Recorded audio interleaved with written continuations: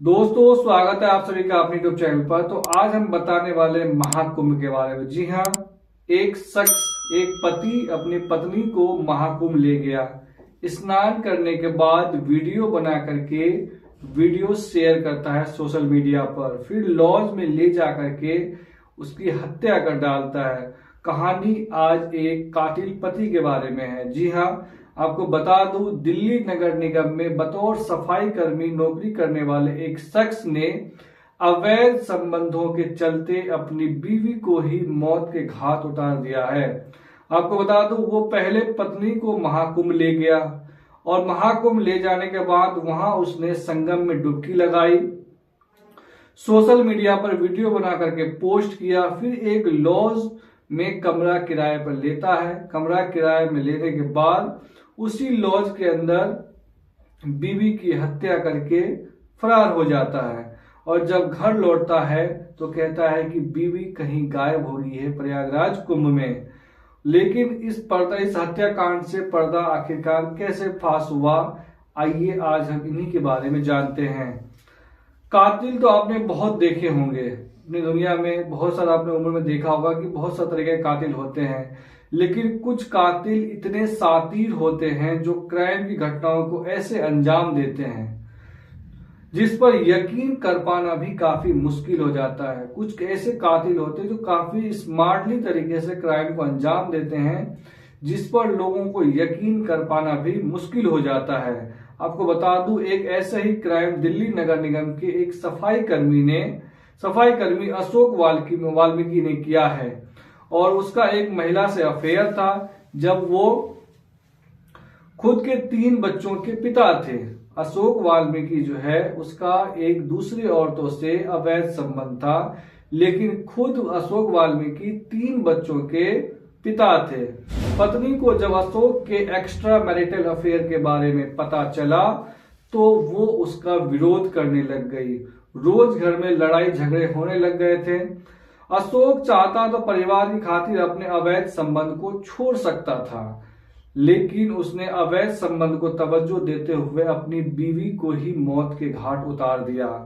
और आपको बता दूं, अशोक ने इसको लेकर के बतौर एक फुल प्रूफ प्लान तैयार किया जिसमें वो पत्नी को हमेशा हमेशा के लिए रास्ते से हटा देना चाहता था और किसी को उन पर शक भी नहीं होता। आपको बता दूं, 17 फरवरी को पत्नी मीनाक्षी को लेकर के दिल्ली से प्रयागराज के लिए वो निकलता है। 18 फरवरी को दोनों संगम नगरी पहुंचे और उन्होंने गंगा में स्नान किया।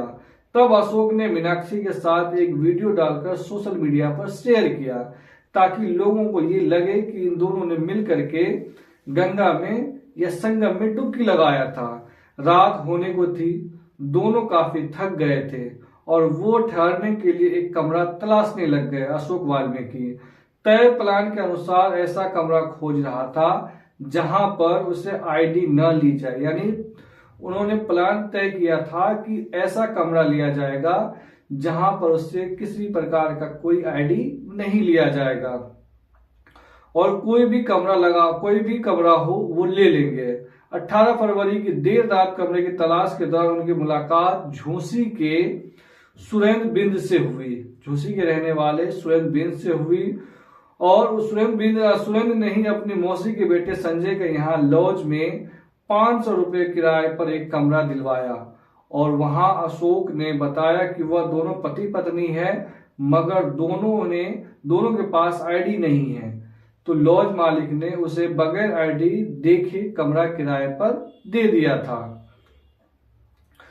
अब हत्या कैसे हुई? बाथरूम में जब उनकी बीवी, आपको बता दो, रात में जब मीनाक्षी बाथरूम में गई तो अशोक चाकू लेकर के उसके पीछे से उसकी तरफ बढ़ा और बाथरूम में ही उन्होंने मीनाक्षी के गर्दन पर कई बार ताबड़तोड़ हमला किया और उसके बाद उन्हें वहीं पर मौत के घाट उतार दिया। इसके बाद वो लॉज से भाग निकला। फिर जाकर उन्होंने कहा मीनाक्षी के, जब वो घर गए तो मीनाक्षी महाकुंभ में कहीं बिछड़ गई है, यानी अपने घर वालों को उन्होंने जाके कहा कि मीनाक्षी जो है कुंभ भगदड़ में हमारे से कहीं बिछड़ गई है। मीनाक्षी का बेटा उसी वक्त प्रयागराज के लिए निकल पड़ता है। अपनी मां को ढूंढने के लिए, ताकि वो अपनी मां को ढूंढ सके। उधर दूसरी तरफ लॉज वालों ने पुलिस को बताया कि एक शख्स अपनी पत्नी की हत्या करके भाग गया है। जो लॉज वाले थे जिन्होंने उसे किराए पे दिया था कमरा, उन्होंने पुलिस को इन्फॉर्म कर दिया और ने कहा कि एक शख्स अपनी पत्नी की हत्या करके यहां से भाग गया है, लेकिन उसके पास कोई व्यक्तिगत आईडी पहचान पत्र नहीं है। इसलिए पुलिस ने शव को पोस्टमार्टम के लिए भिजवा दिया और साथ ही महिला के फोटोग्राफ को प्रयागराज के तमाम थानों में शेयर कर दिया गया, ताकि कोई कुछ जानकारी मिले हो तो किसी के पास कोई जानकारी हो तो पता लगाया जा सके। जब बेटा पहुंचा मां को तलाशने के लिए, तो सबसे पहले पुलिस या महिला के कातिल का पता लगा ही रही थी कि तब तक जो है उनका बेटा भी झूसी के थाने आ पहुंचा और उसने मां की गुमशुदगी की रिपोर्ट दर्ज करवाई। तब फोटो देख पुलिस ने कहा कि ऐसे ही एक महिला का शव हमारे पास रखा हुआ है। बेटा शव देखकर मां को पहचान जाता है और बोला कि ये मेरी मां है। पुलिस बोला इसका कत्ल हुआ है। पुलिस ने कहा कि इसका मर्डर हुआ है, यानी कत्ल किया गया है। बेटा बोला पापा तो कह रहे थे कि वो बिछड़ गई है मुझसे। बेटे को तभी समझ में आ गया क्योंकि उसके पिताजी ने उससे कहा कि उसकी मां जो है वो प्रयागराज कुंभ में कहीं उनसे बिछड़ गई है। उसके बाद तब पुलिस ने बेटे से कहा कि अपने पापा को यहाँ बुलाओ। पुलिस ने उसके बेटे से कहा कि आप अपने पापा को यहाँ बुलाओ, लेकिन ये मत कहना कि तुम्हारी मम्मी की डेड बॉडी मिली है। पुलिस के सामने जब अशोक के